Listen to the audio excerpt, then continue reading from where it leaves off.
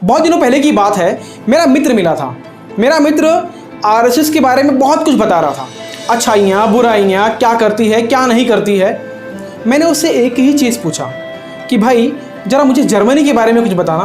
तो उसने क्या कहा पता है, यार मैं तो कभी जर्मनी गया नहीं हूँ, तो मैं आपको जर्मनी के बारे में कैसे बता सकता हूँ। मैंने बोला यार कुछ तो बताओ, वो देश कैसा है, वहाँ पे कल्चर क्या है, वो लोग क्या करते हैं, किस चीज़ों पे फोकस करते हैं। उसने कहा अरे यार मैं जर्मनी नहीं गया हूँ, तो मैं तुझे कैसे बता दूँ। तो मैंने उससे कहा कि अगर आप संघ में नहीं हो तो संघ के बारे में बातें करना अच्छी बात नहीं है। अगर संघ के बारे में जानना है तो संघ को ज्वाइन करो। नमस्कार, वेलकम, वनक्कम। मैं अंकुश गुप्ता, आपका अपना द मोटिवेशनल स्पीकर, आपका स्वागत करता हूं। उम्मीद करता हूं आपकी family healthy, wealthy and safe है। आज हम बात करेंगे एक ऐसे संगठन के बारे में जो दुनिया का सबसे बड़ा संगठन है। कोई कहता है यह संगठन हिंदुत्व के साथ चलता है, कोई कहता है कि यह संगठन तो मुस्लिमों के खिलाफ है, कोई कहता है कि यह संगठन तो पूरे भारत के खिलाफ है। आज हम बात करेंगे आरएसएस की। आरएसएस, राष्ट्रीय स्वयंसेवक संघ।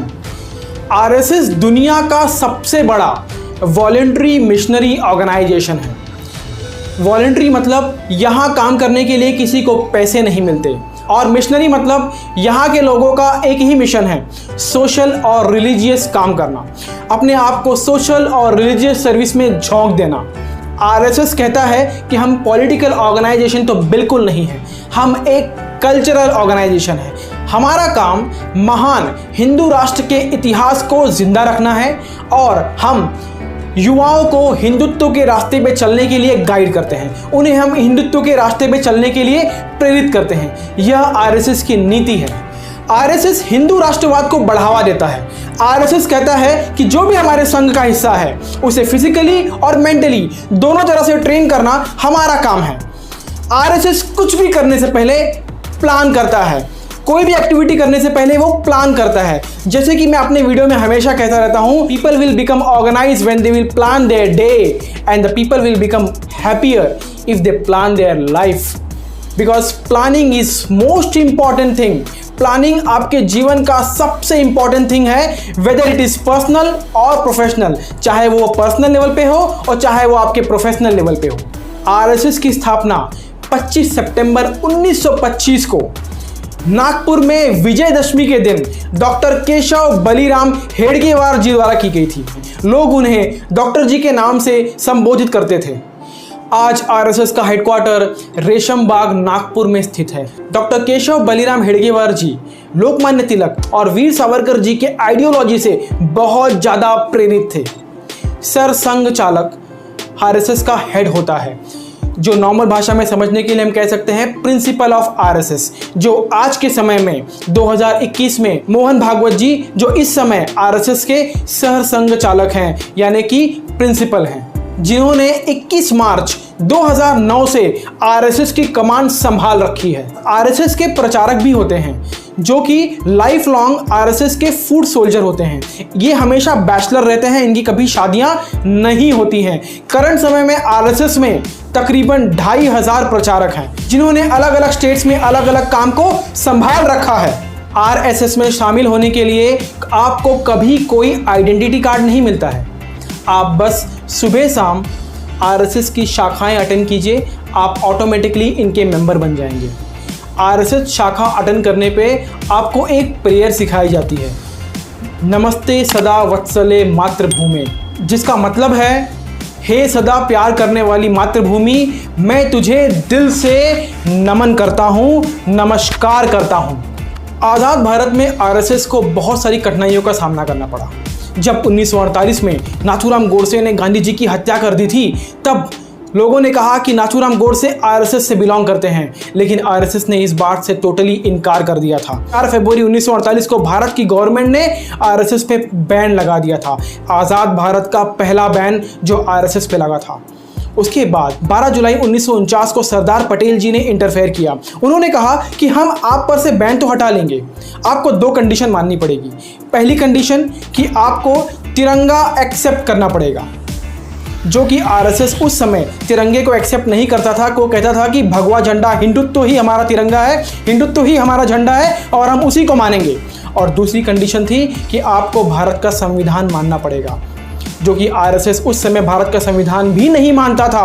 वो कहता था कि भारत का संविधान मनुस्मृति के खिलाफ है, इसलिए हम भारत के संविधान को नहीं मानते हैं। लेकिन सरदार पटेल जी ने इंटरफेयर किया, उन्होंने समझाया और उनके समझाने पे आरएसएस ने भारत के संविधान और तिरंगे झंडे दोनों को एक्सेप्ट किया। उसके बाद आरएसएस पर से बैन हट गया था। फिर 1970 में आरएसएस ने जेपी मूवमेंट, जयप्रकाश मूवमेंट को सपोर्ट किया था। उस समय तत्कालीन प्रधानमंत्री माननीय श्री इंदिरा गांधी जी ने 25 जून 1975 को भारत में इमरजेंसी लगा दी, जिससे बहुत लोगों को बहुत सारी परेशानी हुई।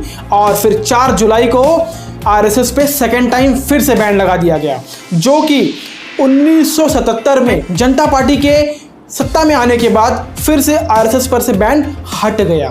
और तीसरी बार 1992 में जब विवादित ढांचे को गिराया गया था, तब फिर से आरएसएस पे बैन लग गया था, जो कि 1993 में फिर से बैन हटा लिया गया, क्योंकि इन्वेस्टिगेशन में कुछ भी सामने नहीं आया।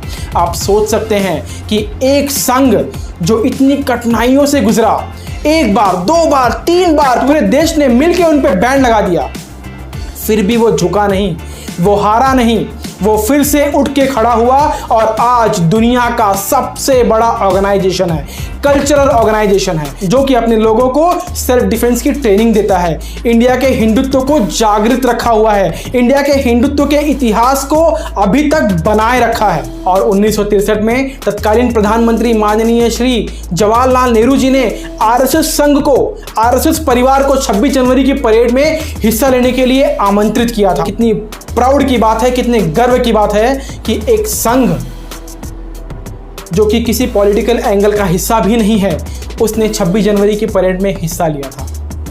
आरएसएस की एक ही फिलॉसफी है, वो अखंड भारत में बिलीव करता है। वो कहता है कि जैसे हजारों साल पहले भारत, पाकिस्तान, बांग्लादेश, अफगानिस्तान, भूटान, बर्मा, नेपाल, ये सब भारत के अंग थे, और भी बहुत से देश जो कि भारत के अंग थे, वह आज भी ऐसा ही चाहता है। इसीलिए वह अखंड भारत में विश्वास करता है। आरएसएस की केवल 3 फिलॉसफी है: इंटीग्रल ह्यूमनिज्म, हिंदुत्व और हिंदू राष्ट्र। इंटीग्रल ह्यूमनिज्म में पंडित दीनदयाल उपाध्याय जी कहते हैं कि इंसान किसी भी शहर का हो या किसी भी गांव का हो, उसे सेम इंपॉर्टेंस मिलना चाहिए। हिंदुत्व में आरएसएस कहता है कि हिंदू धर्म ही सर्वोच्च धर्म है, जो कि हजारों लाखों सालों पहले से उपस्थित है, सनातन धर्म है, इसे पूरे भारत को मानना चाहिए। आरएसएस परिवार, आरएसएस संघ एक ऐसा संघ है जो भारत के तकलीफ में हमेशा भारत के साथ खड़ा रहा है, चाहे वो कोई भी प्राकृतिक आपदाई हो, भूकंप है, बाढ़ है। और ऐसे वक्त में आरएसएस के वॉलंटियर्स ने अपने आप को भारत की सेवा में झोंक दिया है। आपको याद होगा 2013 की उत्तराखंड की बाढ़, 2018 की केरल की बाढ़, उड़ीसा में ओखी चक्रवात और ऐसे बहुत सारे आपदाओं में आरएसएस के वॉलंटियर्स ने बढ़ चढ़ के हिस्सा लिया है, बढ़ चढ़ के लोगों की मदद की है, उन तक ज़रूरी सामान पहुंचाया है। जब कभी भी कोई भी पीड़ित किसी बाढ़, भूकंप में फंसकर अपने और अपनों को खो देता है, उनकी मदद करने के लिए आरएसएस का एक वॉलंटियर खड़ा होता है। वो कभी पीछे नहीं हटता, वो हमेशा नमस्ते सदा वत्सले मातृभूमि।